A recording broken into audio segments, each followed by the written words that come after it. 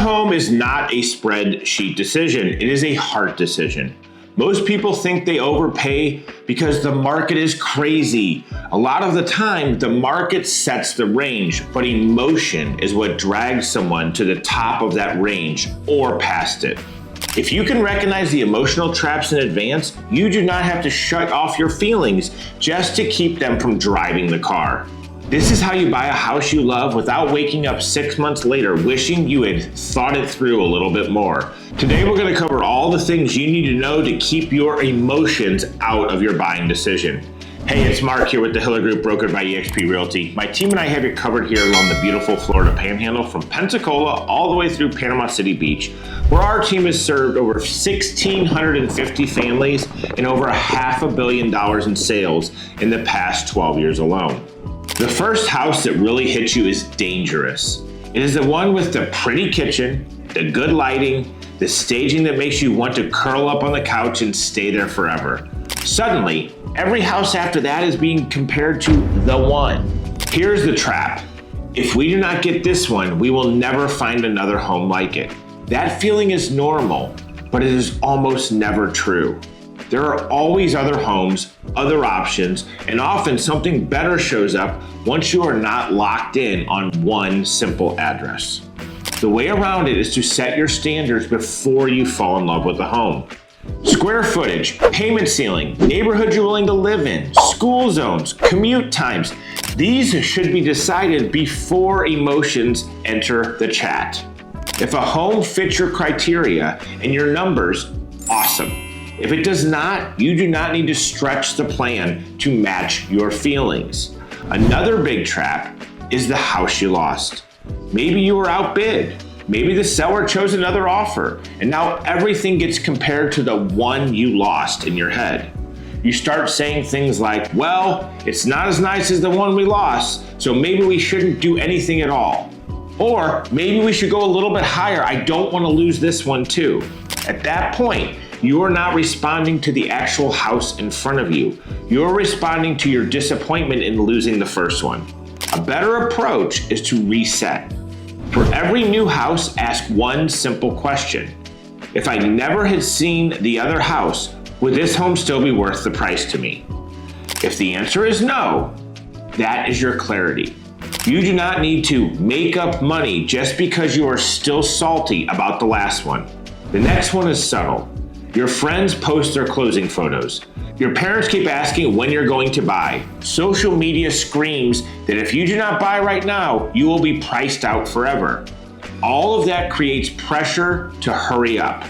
That is when buyers make choices like, it isn't really what we want, but at least we'll own something, or they push their budget higher than what they actually feel safe with. I've seen so many people make this mistake. Don't be one of them. Because the reality is, at that point, you may be house poor. Reality check. Look, no one else is making that monthly payment except for you. Not your friends, not your family, not the algorithm. Your timeline is allowed to be different than everyone else's. A really healthy filter is, if no one knew what I did, would I still buy this house at the price right now? If the only reason you're forcing it is to keep up with somebody else, that is not a good enough reason. Getting distracted by shiny cosmetic stuff is a no-no. Beautiful paint, new flooring, trendy lighting, nice staging, those things work on people for a reason. They make you feel like the home is move-in ready, and sometimes it is. The problem is that finishes are usually the cheapest thing to change. The expensive items are the ones you cannot see as easily, like the roof, foundation, electrical, plumbing, HVAC, past water intrusion. When you are emotionally fired up about the cute kitchen island, it is very easy to ignore the fact that the roof is 20 years old and that the air conditioner sounds like it is about to quit. You do not have to stop appreciating pretty finishes, you just need to keep your priority list straight. Big system and structure items come first. Paint and decor come last. That mindset helps you avoid overpaying for lipstick when the real costs are hiding in the bones of the home. Multiple offers can also add added peer pressure. Multiple offers flip the switch on a lot of people. It stops being a financial decision and starts feeling like a competition. "We are not losing again" can quickly turn into "let's increase one more time," even when the payment is already higher than what you are comfortable with. The best way to protect yourself is to decide your absolute walkaway number before you ever send the offer. Not while your agent is telling you that there are 10 other offers. You pick that range in advance and what works for you and your budget and your lifestyle, and be willing to walk away. If the price goes above that, the message is simple. Someone else was willing to pay more, and that is okay. Winning at all costs is not winning if you spend the next 30 years regretting your monthly payment. Deadlines and life pressure play a big part in emotions. Babies on the way, leases ending, school start dates, relocation are all real things, and they do matter. But when the story becomes, "we have to be in a house by this date no matter what," buyers hand their power away. They're no longer in control. That is when people accept a house that really isn't a good fit, or agree to terms that they would normally question just so they can hit that date. A healthier frame is, we want to make this deadline if we can, but not at the expense of making a bad long-term decision. If you hold that line, you can stay open to creative solutions like short-term rentals, leasebacks, or moving twice if you have to, which is annoying as hell, but sometimes better than locking into the wrong house. So how do you keep emotions from running the show? You're not going to turn into a robot in the middle of one of your biggest purchases of your life. That isn't the goal.